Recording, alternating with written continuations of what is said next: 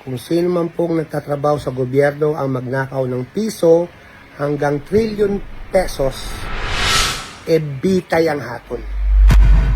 Magandang araw sa inyong lahat mga kababayan, mga ka-MSB. Nandito naman po tayo sa isang mga trending na mga balita, mga boss.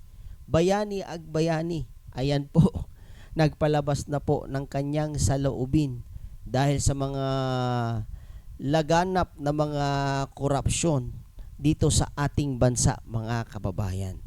Nananawagan siya sa ating mga mambabatas na merong agarang batas na ipapatupad, walang iba kundi itong batas na bitay, na kung sino man ang lahat ng mga mambabatas o yung mga nasa gobyerno na nakaupo na mahuli na nagnanakaw ng pera sa gaban ng bayan ay dapat maparusahan ng bitay, mga boss.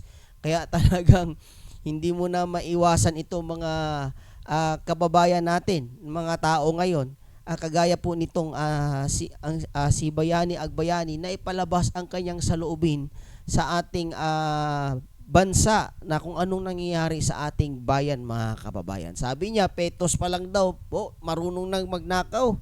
No, walang kabusugan. Hanggang ngayon nagnanakaw pa rin itong mga gahaman na mga nasa gobyerno ngayon, mga boss. Kaya pakinggan natin ang kanyang sinabi dito, mga kababayan.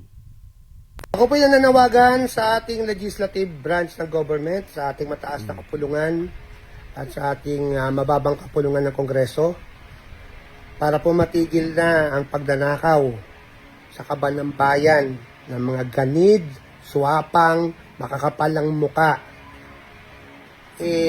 Urgent po, gumawa kayo ng batas. Kung sino man pong nagtatrabaho sa gobyerno ang magnakaw ng piso hanggang trilyon pesos, bitay ang hatol. Kamatayan. Firing squad, lethal injection, silya elektrika. Gawin nyo po yan. Sana po gawin nyo. Kasi yung death penalty, ayaw nyo eh. Dahil kasama doon ang plunder eh. Ngayon, gawin nyo po ngayon yan. Para pong awa nyo na po. Para po matigil na po ito. Matagal nyo na pong ginagawa ito eh. Pitos pa lang kami, nagnanakaw na kayo. Wala kayong kabusugan. Hanggang ngayon, nagnanakaw pa rin kayo. Ang gaganda na ng buhay nyo, magandang bahay, magandang kotse, sa mga ninakaw nyo nung araw. At kung mapapansin nyo, iisa lang ang apelido nyo. Lolo nyo, tatay nyo, kapatid nyo, pinsan nyo, kayo-kayo ang nagnanakaw mula noon hanggang ngayon sa gobyerno. Ang kakapal ng mukha nyo.